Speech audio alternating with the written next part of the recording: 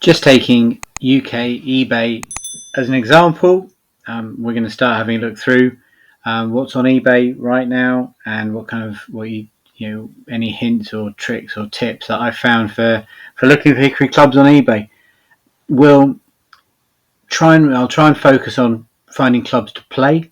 And there's a lot out there for the collector. Like this one in particular is an absolute beauty. These are the things that I go for, and if I didn't have one very similar, I'd be having a very close look at that one. It is, but this is the kind of thing that does get listed, and it's very nice that they've listed the make, the type, and the model. So if you are looking for specific clubs, it's out there. When you know what you want, if there's something you need for your set, quite often it'll just be listed. You can go looking for it. It isn't a matter of trawling around Hickory Golf. The listings will be quite sophisticated in that respect. What will be trickier is finding good play clubs when it's the Hickory. The state of that. It's going to be very difficult to judge from here. Looking at the hosel on this one, it looks tightly fitted. There's no swelling around the end. That's always a good sign. It's a good sign there that someone's put a nice grip on it. It just means it's been cared for, and this particular seller I know, so they're doing a good job there. Oh, actually, that's original Hickory as well, which is a bit of a double-edged sword. It's nice that it's original because it's lasted all that time, but the quality of it, whether it's bent or not, is always going to be a little bit of a gamble. But that's where we're going. That's always the most difficult thing. Sometimes they look dry. We'll see some that are obviously just some rock up. You think you've bought a good club and it shows up like a banana, or you take it out to play and it's like a piece of wet spaghetti. That's a bit of the gamble you've got to take here. But if you're staying more close to the budget end, that's something you can live with and work on over time. So we'll start with the playing clubs. We'll start down the lower end of the price scale and work our way up.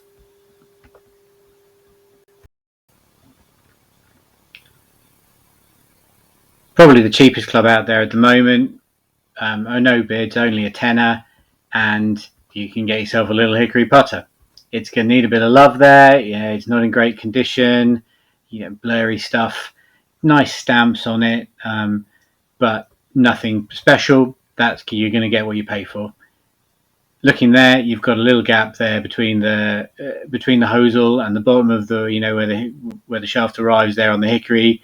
It's got an original grip. It's not going to be a great one, but that's extremely budget. That's what you're going to get for a tenner. That's the kind of thing you mostly find in antique shops. Things you probably get it for a fiver, or charity shops or whatever.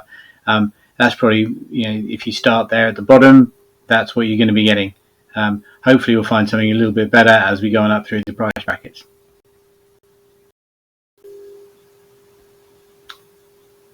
Yes, we do. We find for £20 there, you find an Ayers Gem putter, which is a very famous, lovely little rounded back on it. That'll be a very playable little club.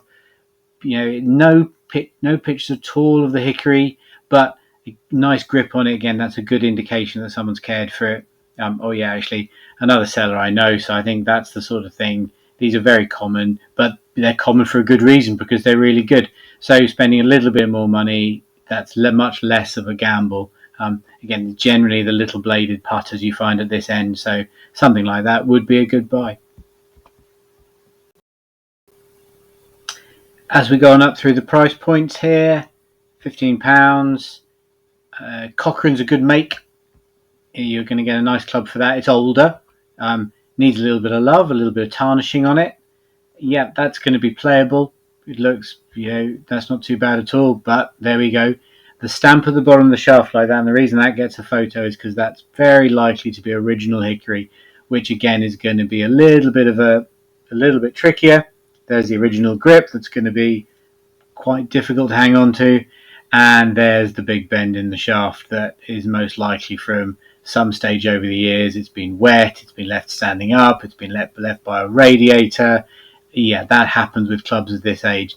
So that's not going to be quite as good as the price suggests. You can give it a go, but no, that's probably best staying away from things like that again, unless you're a collector, unless you need that particular club. But again, still it's not going to be in great condition.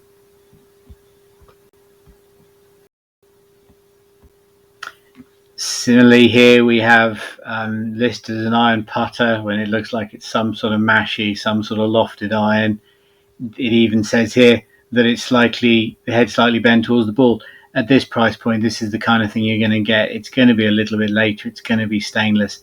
That's not great from eBay. That's if you can get it from a 5 or a 10 or from an antique shop, give it a swish, see what it's like. It might work, it might not. That's going to be a bit too thin. Stuff like that's probably a bit too much for a gamble.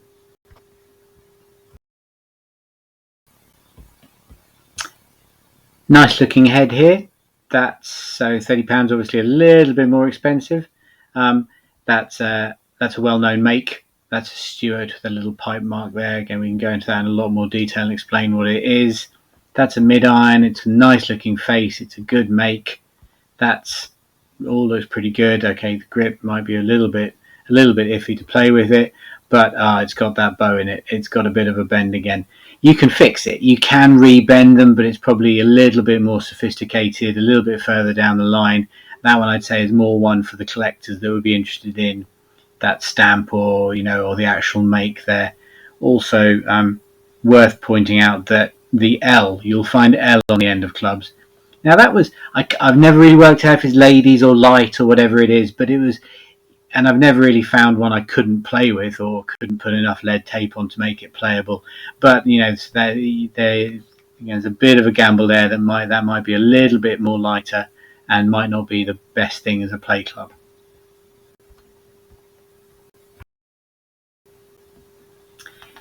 This is much more like it. This is say £25 is a decent price for this. I would say that I've paid something in the region, stuff in the region of that for a good playable club. That looks like a good price. It's well looked after. That's a nice looking face.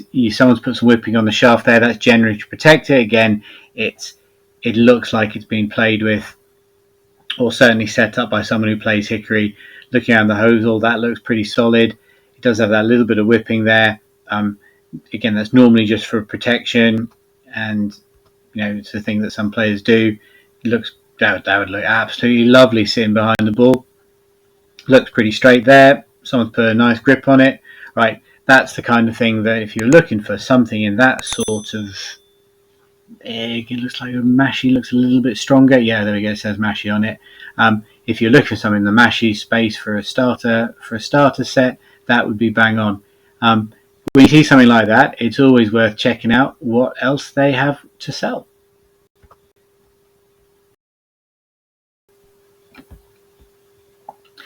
And no great surprise, there's a bunch more Hickory clubs here, all of a similar quality. They all look a nice, decent price range. They look like they've been well done up. There's a lot of good stuff going on there. I think that might be something we'll have a look at some more of those in a bit more detail, because there could be some nice ones there to have a look at.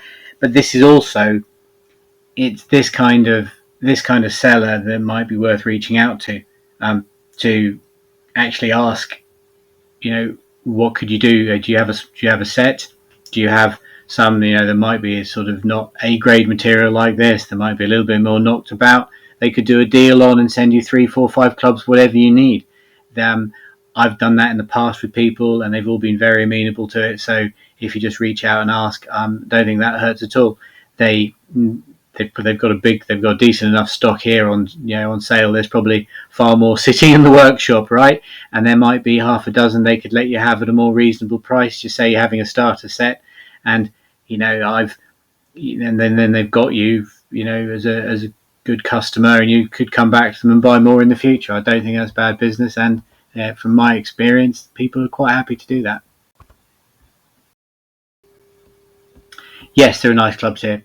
20, 30, £40. Good prices for these kind of clubs, and there are some special ones here. A little bit more funkier models they had around at the time with these. Star Maxwell's got a bit of offset. It's got these funny holes drilled in the hosel. Quite a large sole. Yeah, that's these are very playable. These are lovely clubs, and again, it looks well presented, well put together, nice grip on it. You could take that out and have a swipe with it the moment it gets out of the box. That's a nice looking wood listed here from the same guy. Again, he's looked after that. He's done it up very nicely. That could go straight in the bag whenever it arrives. It's a little bit pricier. Woods always are. It's difficult to find them. Yeah, there's a bit more to talk about there, but if you are willing to shell out, I don't think you'd be disappointed with something like that from the word go. Again, it would probably be worth speaking to him, because you say, you don't need something that fancy, you don't need it restored, you're just learning, you're just after a play club. You never know, they might have something for you more in the 20-30 quid range. I know those are the kind of things that I've done for people in the past where it's not been a favourite of mine or anything. No, I'd rather see it put to use somewhere. They look quality clubs. Nice stamp on the top, actually, and then, yeah, again, there's interest there for the collector, but for the user, that's the kind of thing that it's going to be a little bit more money, but again, it could be worth it. Back to the more general search, there's still some lovely clubs in the £20-30 range. This again looks like it's completely unnamed. That's completely blank on the back of it. But it's nice that he's listed the loft in the listing, so you can see if that's particularly what you're after. Just because it isn't stamped, that's probably going to be in the mid or medium iron range, but telling you it's where a modern 4-iron goes. That shaft looks pretty straight. Again, there's a nice grip on it. It's probably worth also looking at what else this guy has to offer. So yes, also have some lovely clubs here, all of a very similar quality, similar kind of price for nice playable clubs. You can see there's some little bit more pricey when they're listing the actual makes there. So Tom Stewart, they'll go for a little bit more because it's a very sort of fanciable. That's a nice example. Listing on the back, what's that? Tom Morris 2-iron. Yeah, there's some, again, it's the stamps. That'll be more for the collectors. But there's some other stuff down here that's more for people who might be looking just to play them. That's more playable sort of price range. That's a that's a lovely looking wood. C9. So again, if they know what they're talking about, that's lovely that they're listing the swing weight.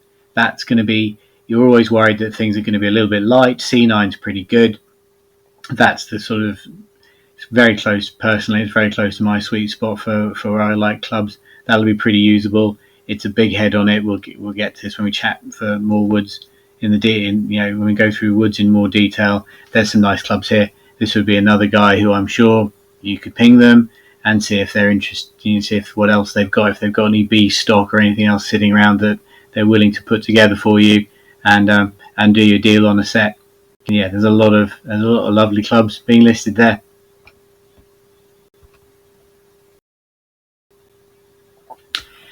Saying woods are tricky. There's a lot more to look out for. There are some more obvious things here. You can see the grip very clearly is very old and very tatty. That would need looking at.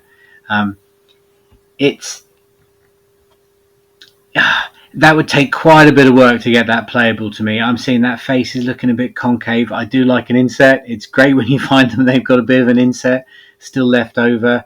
Again, the grip, yeah, you're probably not going to be picking it up and playing it, are you? It's fine, right? If that's exactly, if you are looking for something like that. Again, no, not really payable. It looks a bit caved in. There looks to be a bit of swelling there. There are some gaps forming. Yeah, I'd be a little bit nervous about going for that.